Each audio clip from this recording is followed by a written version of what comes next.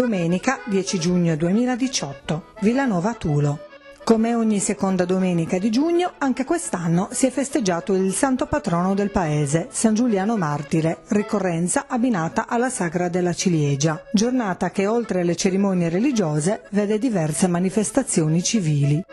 La pittoresca, suggestiva Villanova Tulo, Bidanoa Tolu, questo è il nome in lingua sarda, è situata a 600 metri sul livello del mare. Il sindaco è Giuseppe Loddo.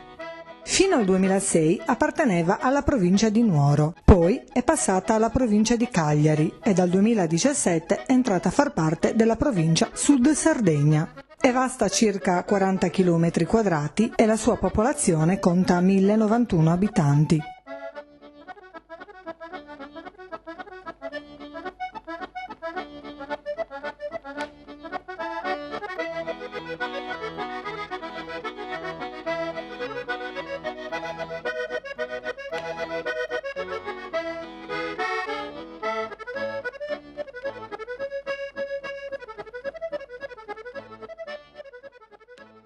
Questa giornata da diversi anni è portata avanti da un comitato molto ben organizzato, formato quest'anno dai quarantenni affiancati dai trentenni. Quindi è stata la volta dei nati nel 78 affiancati dai nati nell'88 e nel 68.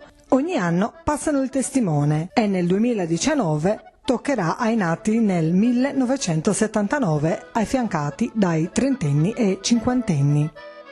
Anche quest'anno è andata molto bene, diversi pullman turistici e tantissime macchine arrivate da fuori appositamente per la festa. Musica, stand, con tantissimi prodotti artigianali di vario genere, mostre e tanti ottimi cibi e menù che sono andati a ruba.